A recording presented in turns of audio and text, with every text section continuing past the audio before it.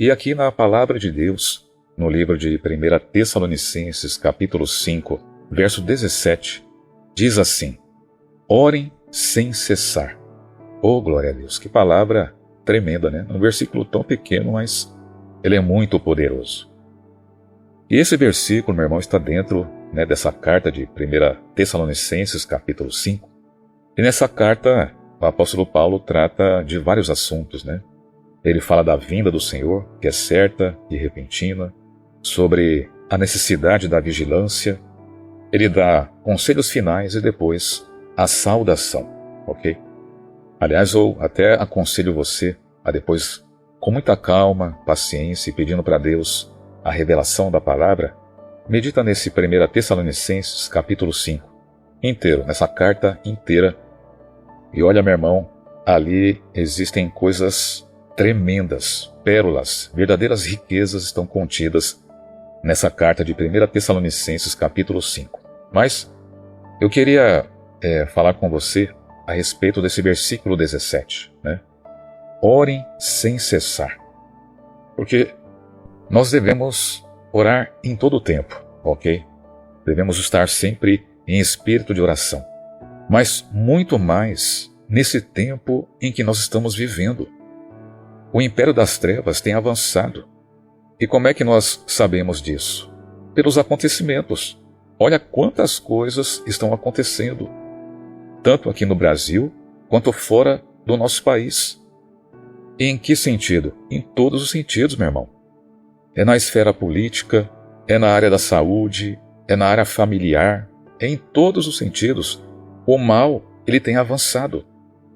Eu estava vendo ontem aquela matéria sobre um acidente que teve de helicóptero lá nos Estados Unidos, ali naquele rio Hudson, que, aliás, tempo atrás já tinha caído um avião com 60 passageiros, se não me falha a memória, e infelizmente todos vieram a falecer. E ontem, meu irmão, aliás, essa semana, né, uma família foi passear de helicóptero, estava ali a passeio, e aí estavam naquele helicóptero o piloto, o marido, a esposa e 3 filhos. E detalhe, tudo filhos pequenos. Foram fazer um voo, coisa rápida. Era um voo panorâmico que eles iriam fazer, sobrevoando toda aquela parte. E está sendo investigado o que aconteceu, mas parece que aquelas pás que estão em cima da aeronave se quebraram. E o helicóptero, meu irmão, como não tinha nada que sustentasse, ele caiu violentamente dentro daquele rio e todo mundo veio a perecer. Também aconteceu um acidente lá nos Estados Unidos. Caiu um avião com 3 pessoas numa rua movimentada da Flórida. Todos vieram a perecer. Eu só estou dando um exemplo de como as coisas estão acontecendo. E isso, meu irmão e minha irmã, tenha certeza no seu coração, está sendo motivado pelas forças do mal, pelas hostes espirituais da maldade nas regiões celestes. E aí nós poderíamos falar de outras coisas, né? Não só relacionado a acidentes, mas relacionado ao relacionamento do homem para com o homem, que tem sido cada dia mais decadente, entre tantas outras coisas, meu irmão. Os ataques espirituais na mente do ser humano. A depressão tem aumentado violentamente. E eu já disse em outras mensagens que a depressão são ocasionadas, meu irmão, por espíritos malignos. Então, o papel do inimigo é se ocultar. Ou seja, ele quer que as pessoas acreditem que tudo que é mal que acontece nesse mundo não é provocado por ele, mas é algo que aconteceu. É algo que acontece normalmente e não é verdade. As coisas ruins que acontecem na vida de uma pessoa nesse mundo afora são provocadas pelo mal, impulsionadas pelo mal. Agora, para que nós tenhamos esse discernimento espiritual, para que nós possamos reconhecer que essas coisas provêm do inimigo, nós temos que estar conectados com aquele que fez os céus, a terra e os mares. Nós temos que fazer exatamente como está escrito nessa palavra. Orar sem cessar. Então, como devemos orar sem cessar? Às vezes a pessoa ela olha para essa palavra e ela fala, mas como é que isso é possível? Orar em todo o tempo, orar sem cessar? Eu tenho que fazer as minhas atividades, eu tenho que trabalhar, eu tenho que estudar, eu tenho que fazer as tarefas de casa, e isso e aquilo. Como é que eu vou orar sem cessar? Meu irmão e minha irmã, nós podemos orar tanto de maneira audível, ou seja, por meio das palavras, ok? Mas nós podemos orar através do pensamento, porque Deus ele ouve tanto uma oração quanto a outra.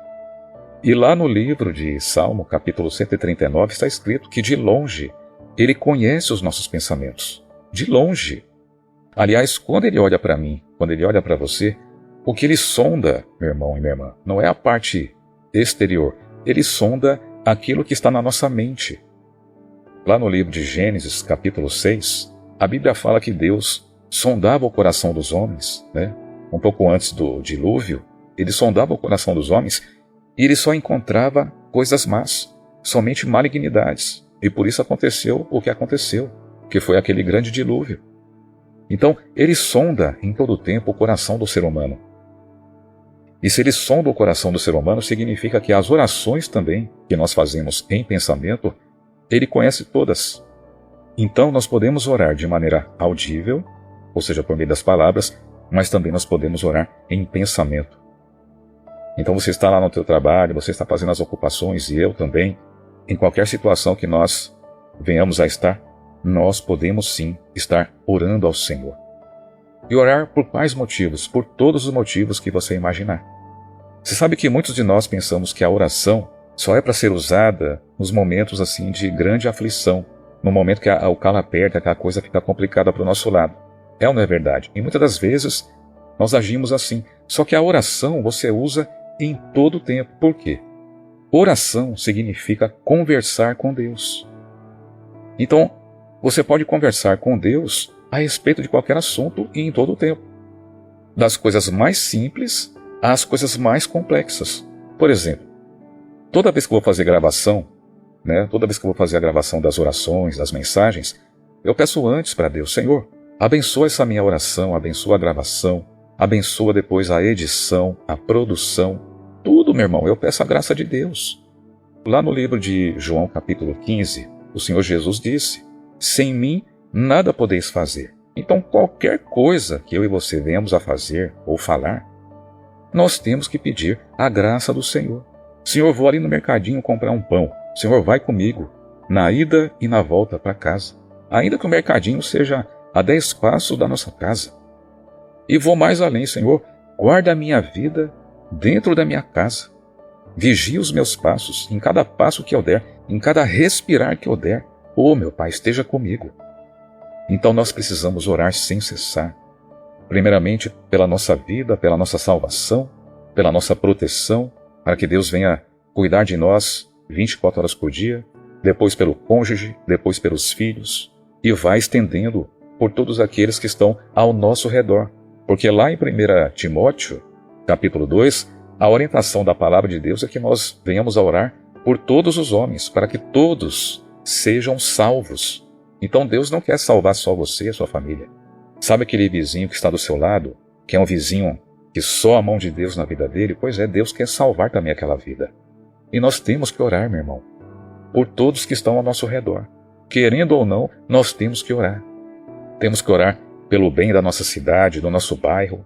Você imagina, meu irmão e minha irmã, se em cada cidade, em cada bairro desse planeta Terra tivessem um homem e uma mulher de oração, sabe, que vivesse ali, sempre apresentando aquela cidade, os habitantes daquele bairro, para Deus.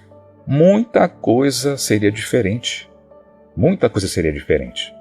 E existe uma palavra lá em Ezequiel, se não me falha a memória, que Deus estava procurando alguém para entrar na brecha, para que ele não destruísse o povo, mas ele não encontrou. E aí então o juízo veio sobre o povo que estava em grande rebeldia naquele tempo. Ele procurava apenas um que entrasse na brecha e não achou. Então olha só isso. E muitas das vezes nós queremos orar pelos nossos familiares, por exemplo, só para que Deus abençoe com coisas externas. Ô Senhor, prospera a vida do meu cônjuge, dos meus filhos, abre portas, dê saúde. E não é errado, meu irmão e minha irmã, nós temos que orar sim, nesses sentidos, pelos nossos familiares. Só que nós temos que orar, principalmente pela vida dos nossos familiares, no sentido espiritual. Por exemplo, Efésios capítulo 6, versículos 10 até o 20, fala sobre as armaduras de Deus. Então o que nós temos que fazer?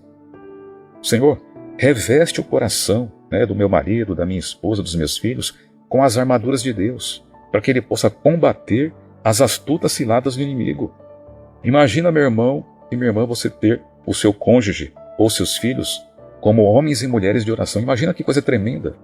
Imagina seu marido, imagina sua esposa, seus filhos, né? Pessoas de oração, fervorosos no espírito. Imagina que coisa tremenda.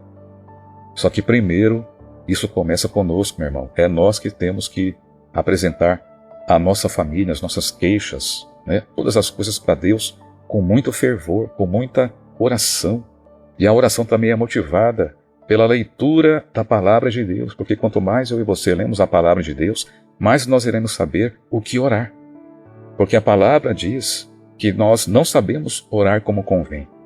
E muitas das vezes, muitas orações que nós fazemos são orações que não estão de acordo com a palavra de Deus. Então nós temos que orar de acordo com a palavra de Deus.